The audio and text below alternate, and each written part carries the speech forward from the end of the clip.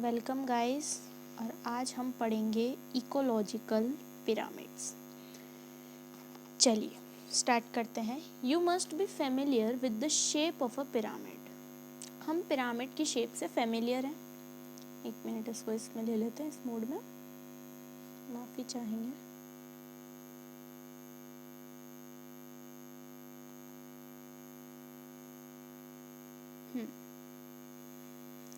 तो ecological pyramids की अगर हम बात करें तो इकोलॉजिकल पिरामिड होता क्या है। पहले तो इस पैराग्राफ में हमको ये बता रखा है कि इस पैराग्राफ में ये बताया है कि व्हाट आर इकोलॉजिकल पिरामिड्स। चलिए, you must be familiar with the shape of a pyramid. Pyramid कुछ ऐसी शेप का स्ट्रक्चर होता है, पिरामिड यूं triangle type. The base of the pyramid, pyramid का जो बेस है कौन सा, ये एक पिरामिड है, इसका ये जो बेस है, base of a pyramid is broad, और ये एपेक्स वाला जो रीजन है वो क्या है, नैरो, मतलब सिकुड़ा सा। One get a similar shape whether you express food और energy relationship with organism at different trophic levels. हमको एक सिमिलर शेप मिलता है जब हम फूड और एनर्जी रिलेशनशिप इस्टेब्लिश करते हैं अलग अलग ऑर्गेनिजम्स के बीच में। ठीक है,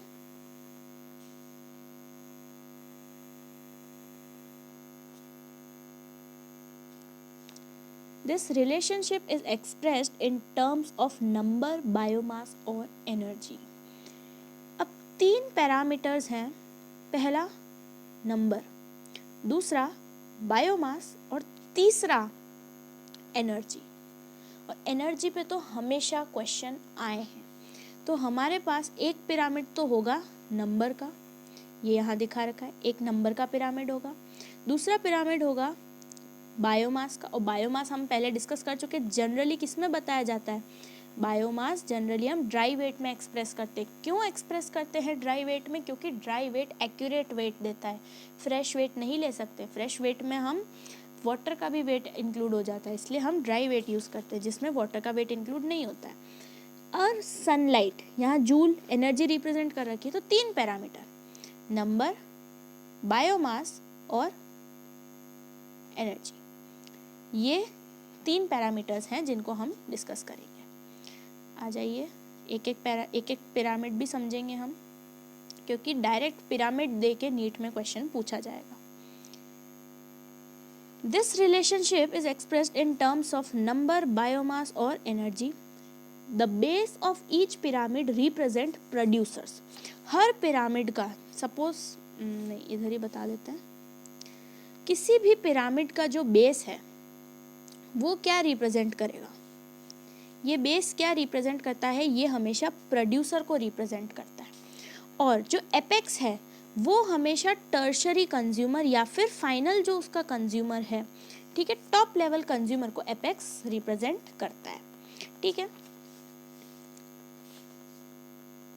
The 3 type of ecological pyramids that are usually studied are pyramid of number, pyramid of biomass and pyramid of energy. तो सबसे पहले हम बात करेंगे किसकी, पिरामिड ऑफ नंबर की, कि भाई नंबर के बेसिस पे हमने क्या बनाया है, पिरामिड बनाया है। देखो सबसे पहले नीचे क्या लिखा हुआ है, pyramid of number in a grassland ecosystem हमको दे रखा है। तो मेन चीज़ यहाँ पे क्या याद रखने वाली है, वो ये है कि ये एक ग्रासलैंड इकोसिस्टम की बात कर रहा है। ठीक है, ये सीधा सीधा एक पिरामिड दे देंगे आपको और पूछेंगे कौन सा इकोसिस्टम बता रखा है। पहली चीज़ ग्रासलैंड इकोसिस्टम यहाँ बता रखा है। The only 3 top carnivores are supported in an ecosystem based on production of nearly 6 million plants. Nearly देखो 5-8, इसको राउंड ऑफ करके 6 कर देंगे हम। नियरली जो 6 मिलियन प्लांट्स हैं वो इन 3 को सपोर्ट कर रहे हैं, प्राइमरी, सेकेंडरी और टर्शरी कंज्यूमर्स। किसके बेसिस पे सपोर्टेड है, इन 6 मिलियन या फिर 582000 वाले जो मिलियंस हैं, इतने प्लांट्स इनको सपोर्ट कर रहे हैं। तो अब ये भी देख लेते हैं कि देखो 6 मिलियन प्लांट और 700 के बोला है, 700,000 तो प्राइमरी कंज्यूमर्स को सपोर्ट कर पा रहे हैं। और ये जो प्राइमरी कंज्यूमर्स हैं ये 3,54,000 सेकेंडरी कंज्यूमर को सपोर्ट कर पा रहे हैं। अब यहाँ ट्विस्ट ये आ रहा है कि 3 लाख सेकेंडरी कंज्यूमर केवल 3 टर्शरी कंज्यूमर्स को का सपोर्ट कर पा रहे हैं। ये बहुत इंपॉर्टेंट है, यहाँ से क्वेश्चन बनता है कि इतने सारे सेकेंडरी कंज्यूमर मिल के भी टर्शरी कंज्यूमर 3 ही टर्शरी कंज्यूमर्स को सपोर्ट कर पा रहे हैं। अब आप सोच लो टर्शरी कंज्यूमर, इसीलिए तो कहते हैं कि food chains and webs are very small. Food chains तो मतलब tertiary max to max tertiary तक चला जाता है, क्योंकि अब ये इन 3 की तो फाइनली क्या होने वाली है, डेथ ही होगी। इनको कोई खाने वाला तो नहीं है यहाँ, ठीक है। क्या हो गया, चलो अब एक एक को देखते हैं। प्रोड्यूसर हो गया, primary consumer, secondary consumer, tertiary consumer, ये हमारा हो गया है। हाँ, एक और चीज़ इसमें इम्पॉर्टेंट है कि अगर क्वेश्चन ऐसा आए कि pyramid of number in a grassland ecosystem is, तो किस टाइप का है, तो ये एक अपराइट सीधा पिरामिड है। दिख रहा है ना, ये ऐसी शेप बन रही है, सीधा पिरामिड है ये, ठीक है, अपराइट पिरामिड है, ये क्वेश्चन बन सकता है। नेक्स्ट है हमारे पास pyramid of biomass. Pyramid of biomass हमारे पास है a sharp decrease in biomass at higher trophic level. तो दिख रहा है ये तो डिक्रीज, शार्पली डिक्रीज हो रहा है, एकदम एपेक्स टाइप बन रहा है, शार्प डिक्रीज हो रहा है बायोमास में। इसमें भी देख लेते हैं, प्रोड्यूसर्स में 800 प्रोड्यूसर्स हैं, तो 30 प्राइमरी कंज्यूम या 40 प्राइमरी कंज्यूमर्स अप्रॉक्स ये सपोर्ट कर पा रहा है, जो कि लगभग 10 से 11 सेकेंडरी कंज्यूमर को क्या कर पा रहा है, सपोर्ट। और टर्शरी कंज्यूमर तो 1.5, तो टर्शरी कंज्यूमर बहुत कम हो चुके हैं। अब इम्पोर्टेंट चीज़ जो यहाँ देखने लायक है वो ये है, ड्राई वेट यूज़ किया है। क्या यूज़ किया है, ड्राई वेट को यूज़ किया, और यूनिट भी याद रखनी है कि केजी पर मीटर स्क्वायर, है ना। स्टैंडिंग क्रॉप आप लोगों को अगर याद हो तो उसकी भी एसआई यूनिट कुछ, एसआई यूनिट तो ठीक है, उसकी भी यूनिट ऐसी ही थी, पर यूनिट एरिया में कितना बायोमास है ना, केजी पर मीटर स्क्वायर। नेक्स्ट पिरामिड की हम बात करते हैं। अब ये वाला पिरामिड बहुत इंपॉर्टेंट है, इसकी तो वैल्यूज़ भी इंपॉर्टेंट है, क्योंकि इसमें से हर 1-2 साल में ये क्वेश्चन आ रहा है। देखो क्या दे रखा है, इन्वर्टेड पिरामिड ऑफ बायोमास।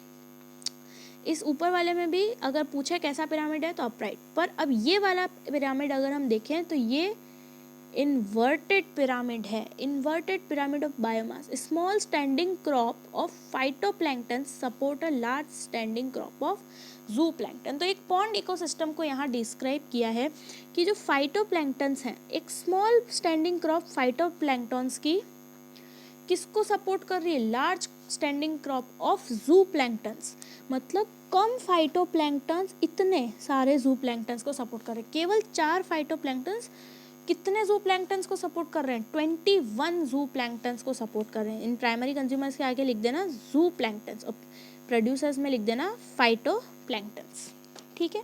ये वाला इंपॉर्टेंट है क्योंकि पूछता है किस टाइप का ग्राफ है। पहला क्वेश्चन तो ये बनेगा कि ग्राफ किस टाइप का दे रखा है, ये इन्वर्टेड, किसका ग्राफ है, पॉन्ड इकोसिस्टम का ग्राफ है ये, ठीक है, ग्राफ नहीं सॉरी पिरामिड है पॉन्ड इकोसिस्टम का।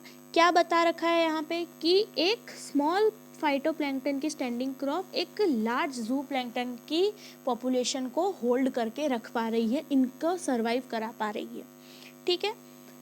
आगे बढ़ते हैं, और ये वाला भी पिरामिड बहुत इम्पोर्टेंट है, क्योंकि हमने एक पहले इसको डिस्कस करते हैं फिर मैं वो बात बताती हूँ, नहीं तो फिर ये रह जाएगा। देखो एनर्जी का है, कैसे पता पड़ रहा है, क्योंकि जूल में यहाँ पे सनलाइट दे रखी है।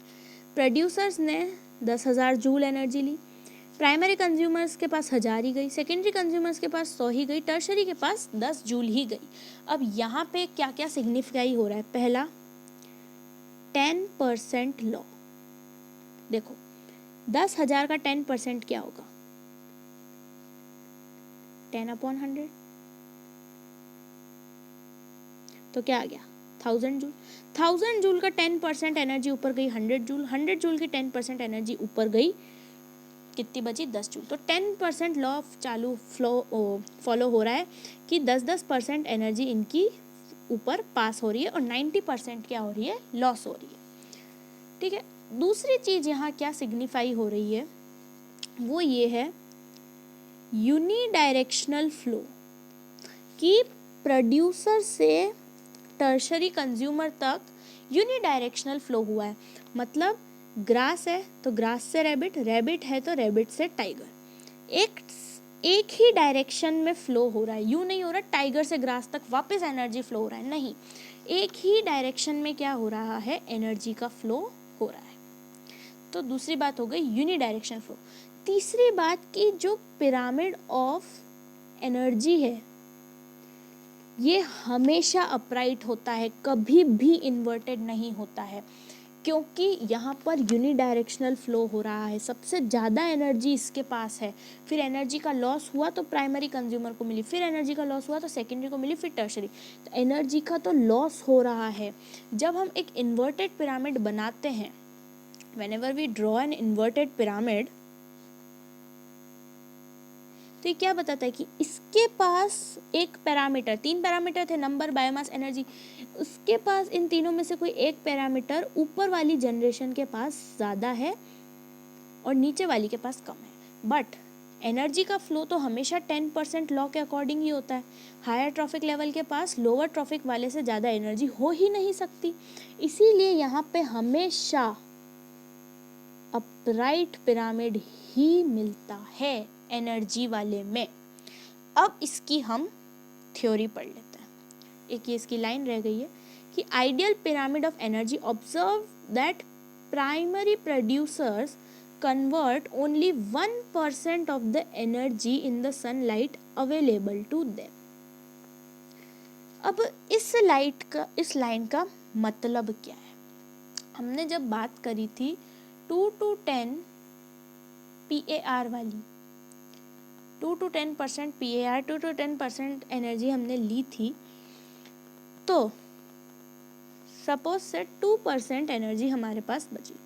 2% मतलब जैसे यहाँ पे 1000 के जूल्स दे रखा है, तो हमारे पास 2000 के जूल्स हमको सन से मिली, पर उसने इस 2000 के में से केवल 1% ही यूज़ किया। मतलब 1000 जूल्स इसने 1000 के जूल्स इसने यूज़ करी। ठीक है, अगर नहीं समझ में आया तो एक बार वापस मैं समझा देती हूँ, इसको थोड़ा सा इलाबरेट करना ही पड़ेगा। देखो 10 लाख जूल एनर्जी यहाँ पर हमको दे रखी है, 10 लाख जूल एनर्जी हमको यहाँ दे रखी है। ठीक है, अब इसको ऐसे समझो कि जब हम कहते हैं 2 to 10% PAR हमारे पास आई, सपोज से हमारे पास 20 लाख किलो जूल एनर्जी आई।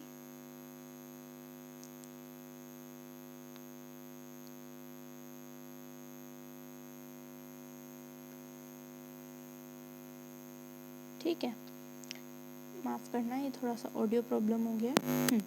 20 लाख किलो जूल हमारे पास एनर्जी